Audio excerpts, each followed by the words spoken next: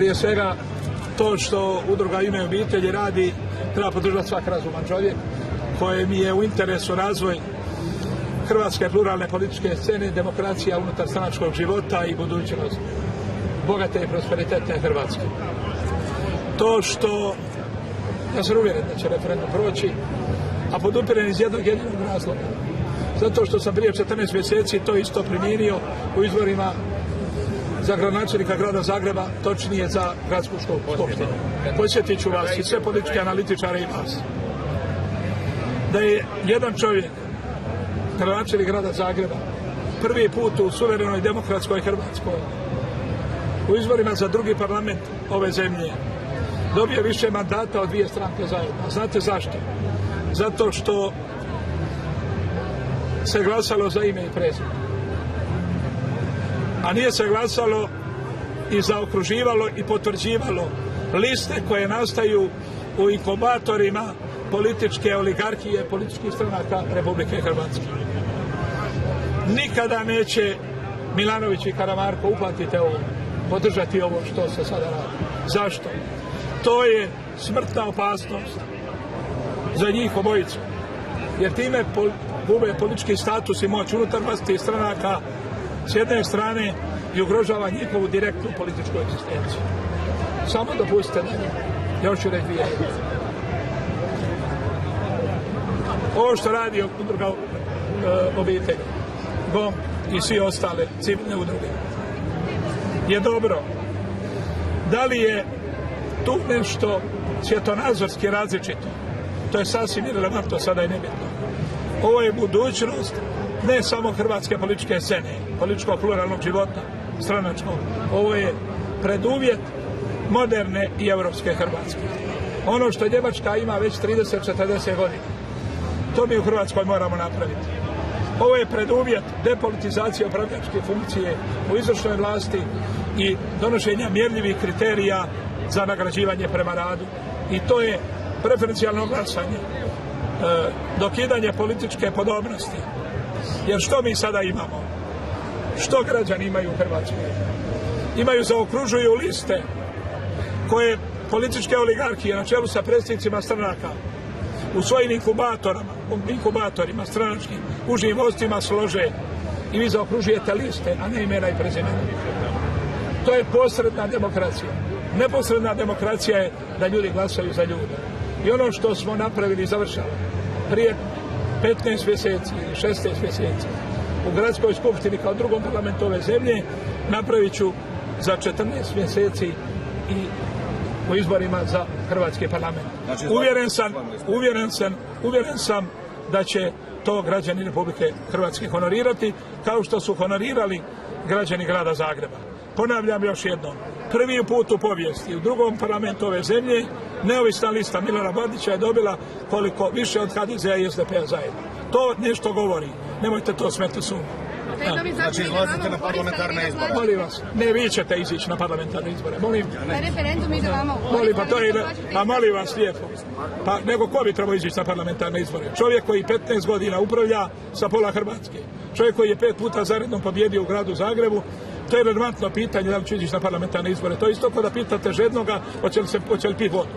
A molim vas, ko ima reference izvedenog stanja u ovoj zemlji veće od Milana Bandića i njegovog tima? Sinergija struke i kompetencije, a preduvjet je zato da referendum prođe, da se glasa za ime i prezime, kao što se glasalo prije 15 mjeseci u gradu, preduvjete bogate i prosperitetne Hrvatske. Ukidanje i depolitizacija upravljačkih funkcija i jasni kriteriji mjerljivosti rada, nagrađivanja radnika. To je preduvjet moderne i demokratske Hrvatske. Ja sam uvjeren da će to proći. Iako sam ja to anticipirao prije 15 mjeseci, ali neka se to institucionalizira. I ja čestitam gospođi Markić da ćemo s ovim referendumom natjerati političku oligarhiju, koja to nikad ne bi napravila, jer ponavljam, nikada to čelnici hrvatskih političkih stranaka ne bi napravili.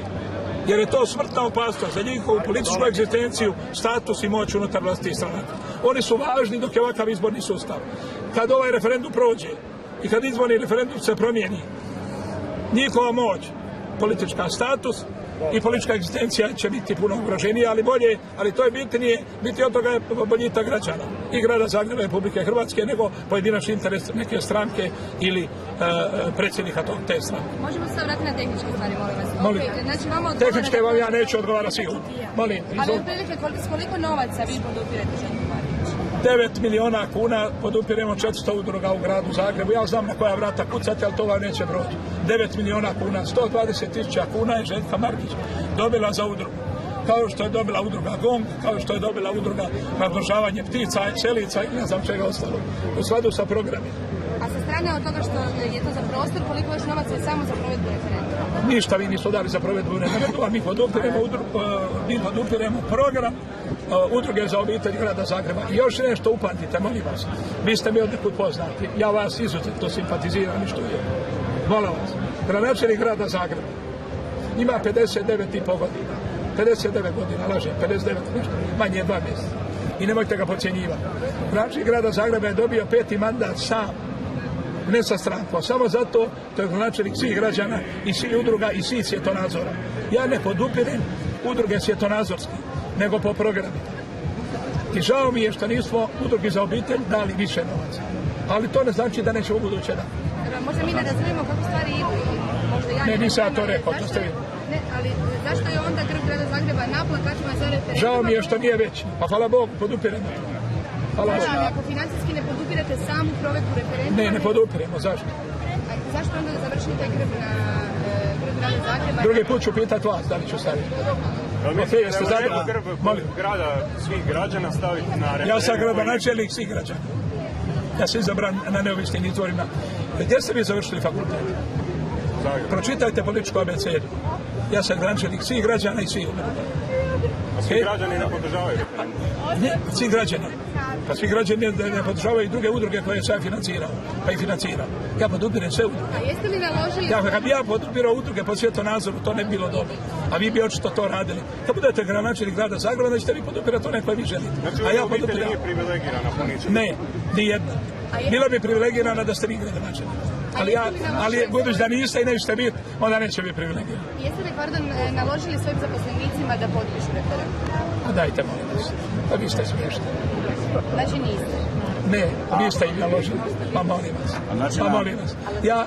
Ja zovem svoje suradnike na sve invente i sva događanja u gradu. Sve dopise koje vi dobijete iz medija. I hvala vam što ste danas došli. Dobiju i moji suradnici. Plus toga, danas su ovdje ljudi sa neovisne liste Milana Bandića, koja je prije 16 mjeseci već ovaj referendum odradila. Pa jel vi razumijete o čemu ja govorim? Pa meni referendum ne treba.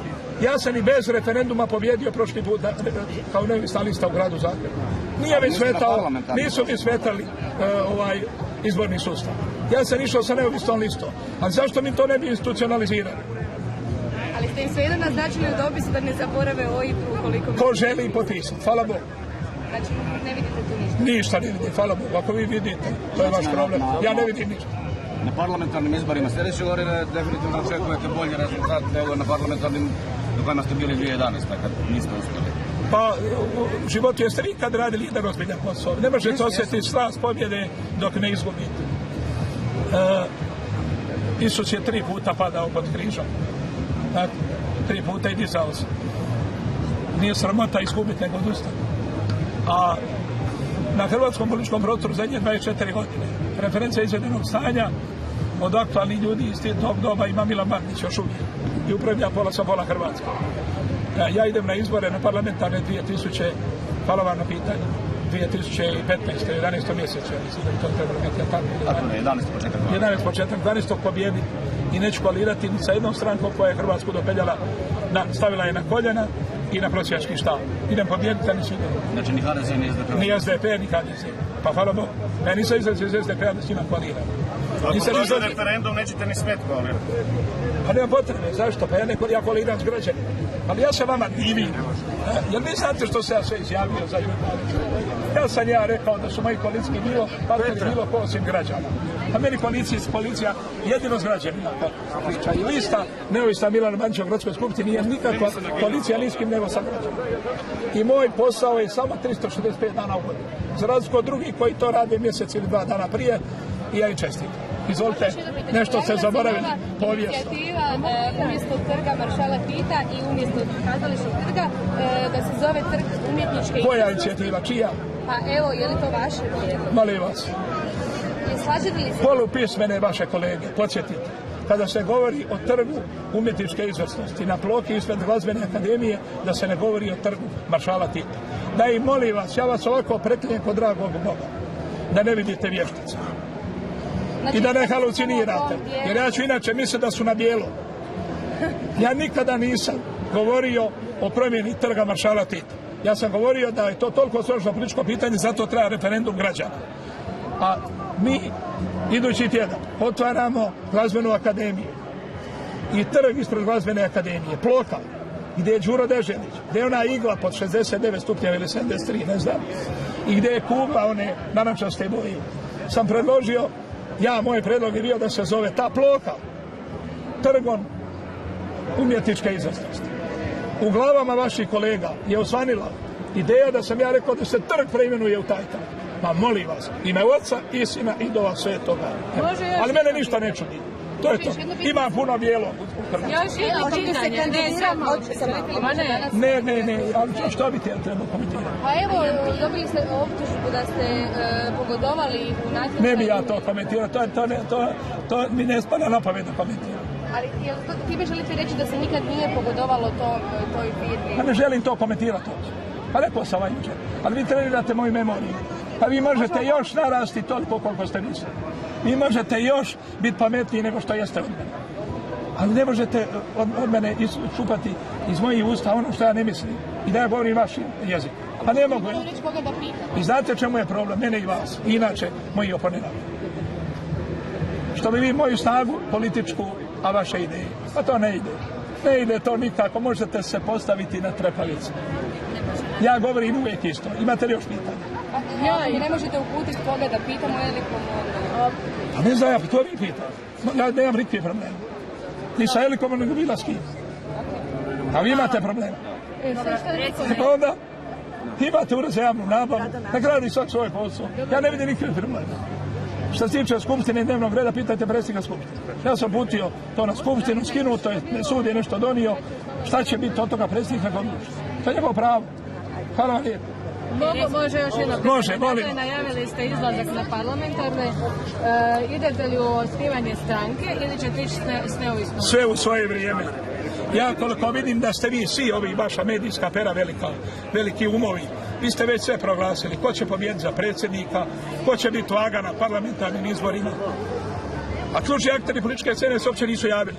Prema tome prepuštam to vama, a meni prepustite da ja odredim taj kad ću ja to napraviti. Hvala vam lijepo. Imate li još kakvih pitanja? Možete li se kandidirati za predsjednika Republike? Ne, vi ćete se kandidirati. Imate li još pitanja? Nema. Niko vam ovako ne odgovara ako ja. Zašto? Zato što ja nemam predsjednika partije da će mene nazvati i reći što sam ja rekao. Ja imam dragog Boga i majku i građane grada Zagreba, sutra Hrvatske. Svidjelo se to vama ili ne?